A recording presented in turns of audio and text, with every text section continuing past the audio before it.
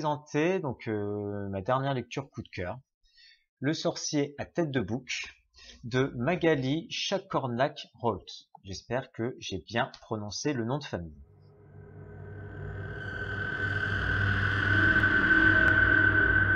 Alors, de quoi ça parle, Le sorcier à tête de bouc? Petite précision avant. Pourquoi je n'ai pas énormément de vidéos sur cette chaîne? De un, c'est parce que même si j'adore lire, je consacre également beaucoup de temps à l'écriture. Et parmi toutes les lectures, je sélectionne celle qui m'intéresse le plus et qui est susceptible de plus vous intéresser en fonction de mes propres goûts. Donc c'est un choix personnel. Donc ce que je vous présente, ce sont vraiment des auteurs que je trouve qui méritent d'être présentés. Voilà. C'est pour ça également que généralement mes retours sont plutôt positifs. Pour l'instant, ils l'ont été le plus clair du temps. Pardon. Donc du coup, de quoi ça parle, Le sorcier à tête de bouc? Donc ça parle d'une légende. Est-ce que vous croyez aux légendes? Il existe une vieille légende dans les Cévennes, dans un petit village qui s'appelle le Pouèche, du sorcier à tête de bouc. Alors qu'est-ce qu'elle dit, cette légende? Il existe un sorcier, et comme son nom l'indique, qui a des cornes de bouc, qui s'habille avec une tenue de bouc. Et ce sorcier enlève tous les petits garçons entre 8 et 10 ans. Tous les enfants qui ne sont pas sages sont susceptibles de se faire kidnapper par le sorcier à tête de bouc, et il en ferait ses esclaves, et jamais ils ne pourraient retrouver leur liberté, ils ne retrouveraient jamais leur foyer et leurs parents. C'est une vieille légende du Pouèche, une légende qui a traversé le temps, une légende qui date déjà d'il y a 25 ans. Et il y a 25 ans, tout s'était arrêté. Le sorcier à tête de bouc, c'est l'histoire d'Anna Lafont, une docteure en archéobotanique, je ne connaissais pas ce terme, qui, après une tragédie, une période difficile de sa vie, décide de se retirer dans ses Cévennes natales, et accepte un poste d'enseignante au Pouèche. D'un autre côté, on a Matthew Collins, un agent du FBI qui est expert en profilage. Lors d'une intervention sur le terrain, il est blessé et face aux réticences de la hiérarchie, pour le remettre rapidement sur le terrain, comme il a déjà fait pas mal de vagues, Matthew, on lui propose de se mettre au vert à Paris pour qu'il puisse former la police à ses méthodes de profilage. On a d'un côté Anna, l'institutrice, débarquée dans le petit village des Cévennes, et nous avons Matthew Collins, un brillant profileur du FBI. Qu'est-ce qui va les rapprocher? Anna, lorsqu'elle arrive dans le village du Pouèche, elle se rend compte, justement, qu'il y a des choses qui clochent dans sa classe.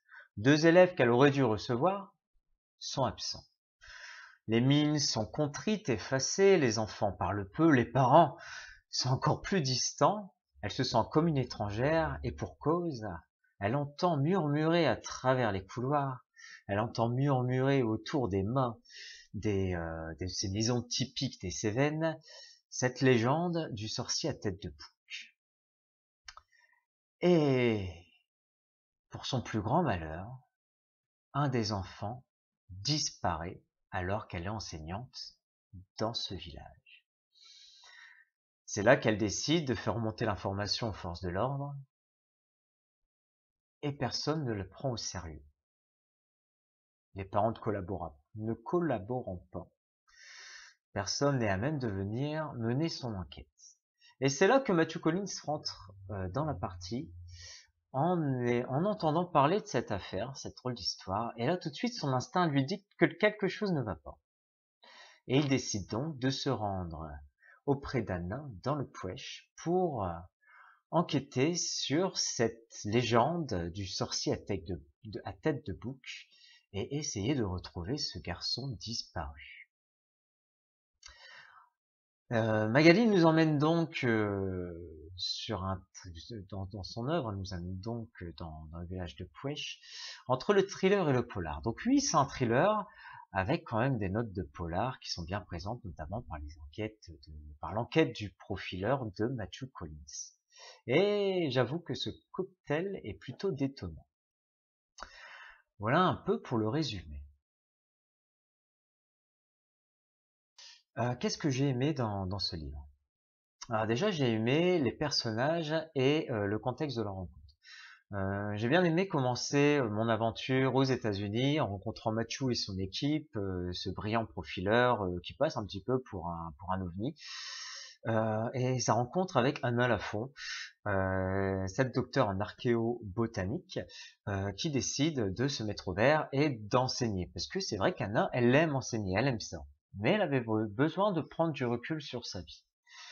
Finalement, leur rencontre un peu donc liée à cette légende du sorcier à tête de bouc n'aurait jamais dû se faire. Et pourtant, elle se fait. On se retrouve avec un duo complètement improbable. Donc, j'ai vraiment aimé ce duo. Bien sûr, il n'y a pas que Matthew et Anna, puisque Anna a également dans son entourage une personne qui lui est proche, qui devient proche, qui l'aide, et Matthew de son côté est épaulé par un jeune policier du 36 quai des Orfèvres qu'il a sous son aile en formation par rapport justement au profilage. Voilà. Ensuite, j'ai aimé les décors. Donc Magali, elle nous emmène dans les Cévennes, donc une région que je ne connais pas beaucoup. Mais elle le décrit d'une façon parfaitement claire. Elle plante le décor de ce petit village avec donc les mâts, donc ces maisons typiques des Cévennes, donc ces maisons qui sont collées à flanc, au flanc des montagnes. Elle décrit parfaitement la région boisée, avec également dans ce village, avec ces maisons un petit peu disparates. Les ruines qui témoignent aussi d'une activité passée et des maisons qui sont laissées à l'abandon par l'exode rural. Voilà, donc elle nous explique un petit peu tout ça, elle nous met dans cette ambiance des petits villages qui sont un petit peu dispersés dans les montagnes, une grande ville, des chemins pour accéder à la ville qui sont plutôt escarpés, difficiles d'accès. Voilà. Donc déjà on se sent un petit peu isolé dans ce lieu, comme on se sent étranger quand on arrive au Puech, puisqu'Anna nous parle un petit peu de la mentalité des Cévennes, avec des gens qui ont l'habitude des conditions de vie plutôt dures, du coup qui sont plutôt méfiants envers les étrangers et très peu avenants. Donc nous aussi on se retrouve un peu dans un huis clos dans ce village, confiné avec Anna, et on ne se sent pas du tout accueilli. Ensuite, les liens entre les habitants, leurs querelles, leurs alliances, c'est toujours dit un peu à demi-mot. On ne sait jamais trop à quoi s'en tenir. Ça, je trouve que c'est aussi hyper intéressant. On a l'impression que on entend simplement ce que Anna peut percevoir et pas plus. Généralement, elle entend des enfants et pas des parents qui restent très méfiants. Voilà. Ensuite, au niveau de l'enquête, c'est vrai que quand l'enquête commence à se mettre en place, quand Matthew arrive au Puech, tout va très vite, ça va crescendo, et la tension elle grandit, elle grandit, elle grandit, et elle atteint son paroxysme sans que, on a très peu de moments de répit. Voilà. Finalement, c'est ça que je trouve aussi très intéressant.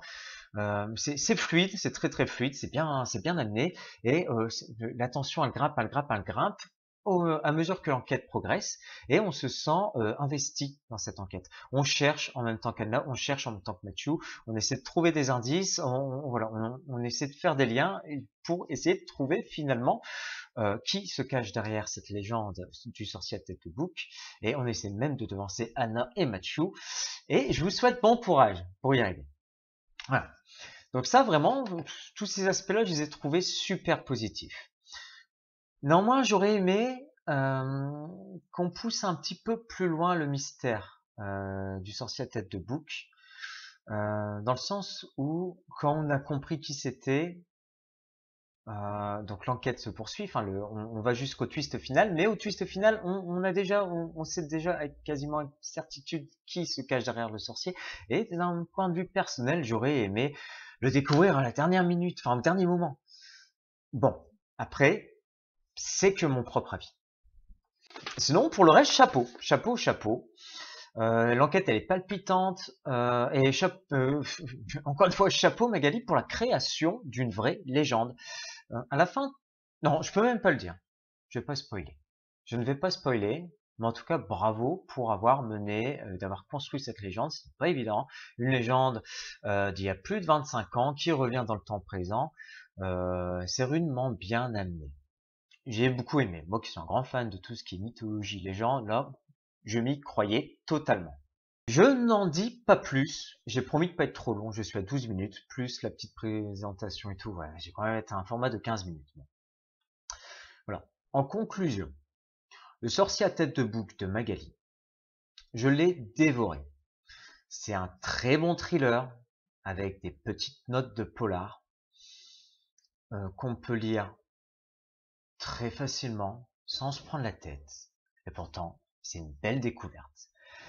Bravo pour ton histoire, merci pour ta plume que j'ai trouvé très agréable à lire, et je me pencherai sur tes autres ouvrages prochainement. Donc je vous invite tous à vous précipiter sur ce roman qui est un premier d'une suite prometteuse.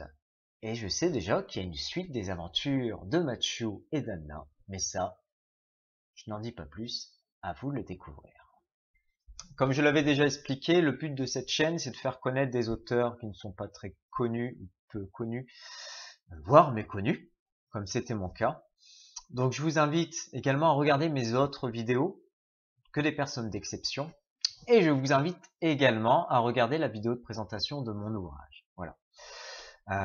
Si vous êtes intéressé, je serai ravi de répondre à vos questions. En attendant, je vous souhaite une bonne soirée et je vous dis à la prochaine. Merci d'avoir regardé cette vidéo.